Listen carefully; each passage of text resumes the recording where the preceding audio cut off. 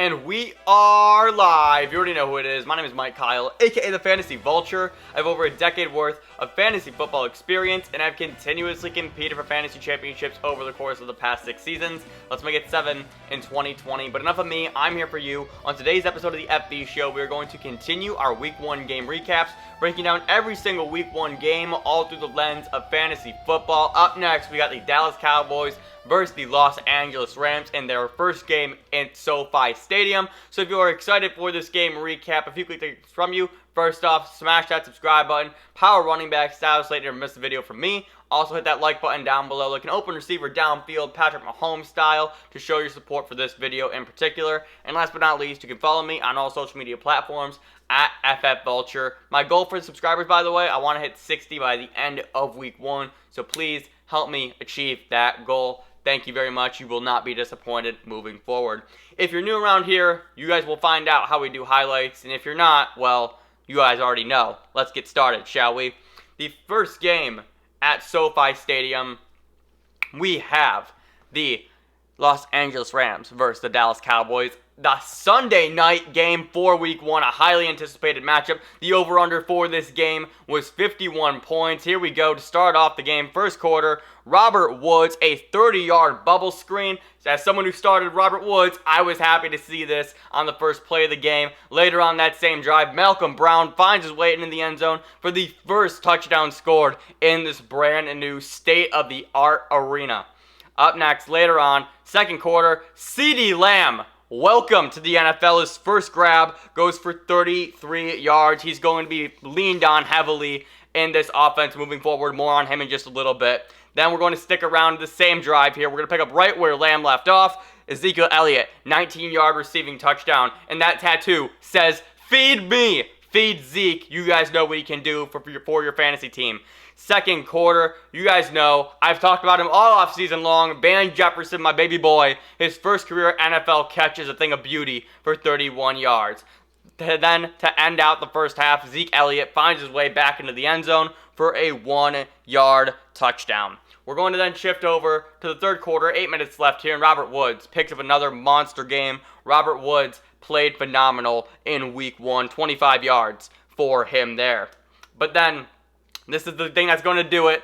Malcolm Brown finds his way for the end zone for the second time, scoring his second touchdown of the day with 3 minutes left in the third quarter, and there was nothing else that the Cowboys could do. This game was over, and the Rams win 20-17. Excuse me, I had to flip my notes. I got 2 pages of notes here for this game, and they're all over the place, but it's fine. So let's talk about this game. A lot of things to talk about. This is a game with so many different fantasy relevant pieces on it. With the Dallas Cowboys in particular, the big story here is Blake Jarwin, the future tight end for this team.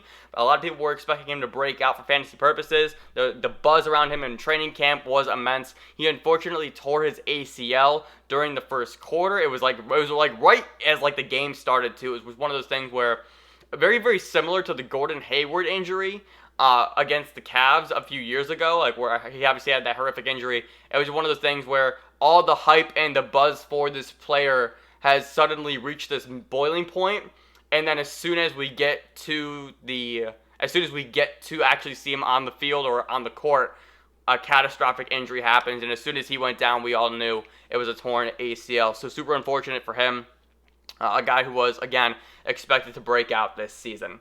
Talking about Dak Prescott, though, Dak played fine, all things considered. 39 attempts, 25 completions, 266 yards, and a touchdown. He also had 30 rushing yards as well. The big thing here, though, is this Dallas Cowboys offensive line did not look great. They were getting manhandled by the Rams defensive line pretty much all game long. Dak was forced to scramble out of the pocket it felt like every single play, and as a result, he either had to throw it away, was throwing off balance, or just simply didn't look good. Zeke Elliott's going to do what he does, 22 carries, 96 yards, 1 touchdown, 3 receptions for 31 yards, and that other touchdown, we saw both of them. The big thing here with Zeke is really nothing. Zeke, for me, is my favorite fantasy player, and it's simply because you know what you're going to get every single week, and your literal floor for Zeke Elliott is 22 carries, 100 rushing yards, and a touchdown, and that's your floor. So having that on your team, you are literally getting a floor of 18 points every single week. And for, like, there are reasons to love, Christian McCaffrey because of what he does, and he's kind of like in like that similar boat. But for whatever reason, I feel so nice and safe with Zeke Elliott on my roster and as my starting running back for fantasy football purposes. Tony Pollard. A lot of people were saying he's going to see some work and he's going to eat into Elliott's touches. He didn't. Tony Pollard's irrelevant unless Zeke Elliott gets hurt or something like that. As far as the receiving options go, with the Cowboys here, Amari Cooper actually played really well. I was down on Cooper going into this matchup against Jalen Ramsey, but Amari Cooper saw 14 targets in that matchup, 10 receptions for 81 yards. He played pretty well, all things considered. Michael Gallup hauled in 3 catches for 50 yards, and then Ceedee Lamb in his first game also hauled in 5 catches for 59 yards. The thing here that I really want to make note of, right? The reason why I was so low on Lamb coming into this season, and even Blake Jarwin to the same extent, was because there are so many mouths to feed in this offense. When you're talking about Zeke in the receiving game, obviously Amari Cooper and Michael Gallup. So then you also brought in Ceedee Lamb and Blake Jarwin. Like, that was 5 guys to feed the ball to on offense, and there's obviously only one ball, and one can score on 1 possession. Like, that's it. So now that Jarwin is gone and that number is now reduced to 4, I'm more comfortable starting Ceedee Lamb week in and week out, especially as the flex option, just because he does have that high ceiling, even if this was just his floor of hauling in 5 catches for 60 yards. That's still a pretty good floor for your flex. So Ceedee Lamb going forward, I think is going to be really involved in this offense, especially with that Blake Jarwin loss. And, like, that was literally the only reason why I was down on Lamb going into this season. Like, the talent was great. I had him ranked as, I think, my number 3rd wide receiver in terms of talent. And a lot of people were making that decision between Jerry Jeudy or Ceedee Lamb in their dynasty leagues. And for me, it was very simple. You're choosing between what kind of receiver you want, and even Henry Ruggs, and that can be thrown into that conversation of, do you want the speedster in Henry Ruggs? Do you want the technician in Jerry Jeudy? Or do you want the athlete in Ceedee Lamb? And it really is all depends upon preference. And so I knew the talent of Ceedee Lamb, but just given the opportunity in this Cowboys offense, I thought that was where it was really going to hurt him, despite the fact that the Cowboys can't hang a 40 on any given week. Going over to the Rams, big story here for me is the running backs. We'll touch on them in just a moment, but I want to talk about Jared Goff. I almost streamed Jared Goff this week. I didn't, fortunately. Jared Goff, I'm getting real sick of for fantasy football purposes, because he always just has, like, these games where he should be playing really well. He should be able to hang up fantasy points on the board, and he just doesn't. And it's so weird because now you never know when it's going to come, and that makes him, for me, almost unstartable. Because at the quarterback position, when you're only starting one guy, you need to know that you're going to have, like, a consistent floor of 18 points every single week so that you don't get blown out of the water by your opponent's quarterback, or that you have the upside to go off on any given week as well, right? It's very similar to Zeke Elliott. Zeke Elliott is the running back version of what quarterback should be, where you have that safe floor with the potential to boom on any given play. So Goff, 31 attempts, 20 completions, 275 yards, and an interception. If Goff doesn't throw for touchdowns, like, you're fucked. So that's just really important to note. I think it's even weirder just because of the receiving options that he has too, right? Robert Woods, Cooper Kupp, these are guys who are being drafted in that 3rd, 4th, 5th round territory, and we are all expecting them to be very productive for fantasy football purposes. Robert Woods, we're going to touch on in just a moment. But I'm starting to get more and more concerned about Jared Goff, just because if you never know when to start him, how can you ever be comfortable throwing him into your lineup? For the running backs here, I said this on the live stream Sunday morning in my sneaky starts of the week. It was Malcolm Brown. Malcolm Brown led the team in carries. He had 18 touches, 79 yards, and 2 touchdowns. Also caught 3 of 4 passes for 31 yards. Malcolm Brown was head and shoulders the best running back for the Rams last night. Cam Akers got involved as well. We're going to talk about him in just a second. But they were saying all week long, and even like kind of over the course of the past 2 weeks here, that Malcolm Brown was going to be involved, and Malcolm Brown was going to be the featured running back. Jordan Rodriguez of The Athletic, who covers the Rams, did an excellent job of just giving insight to the Browns situation and how involved he was going to be. And that all came true. You know, he was the guy who was getting the goal line work. He was the guy who was seeing the ball all over the field, especially in the passing game as well.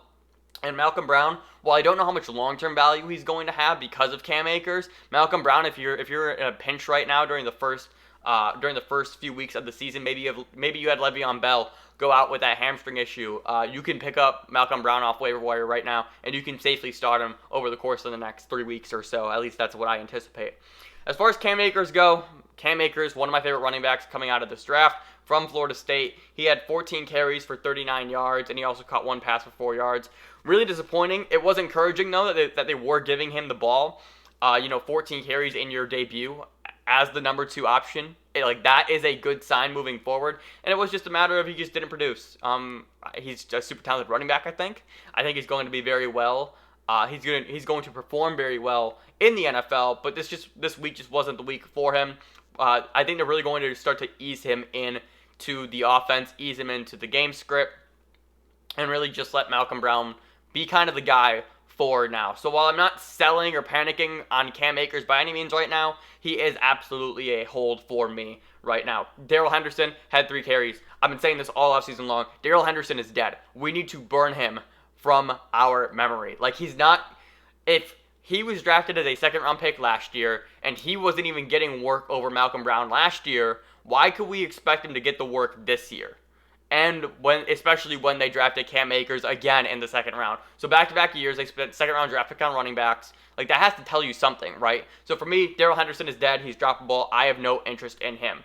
Moving over to the wide receivers for this team, and especially the pass catchers, we're going to talk about Tyler Higbee in just a moment as well.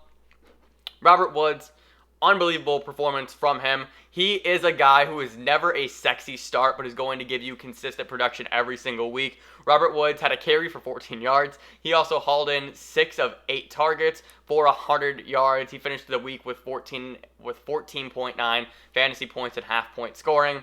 Just a great game from Robert Woods. As somebody who started him, I was extremely happy with that outcome. Cooper Kupp, this is kind of the Cooper Kupp experience.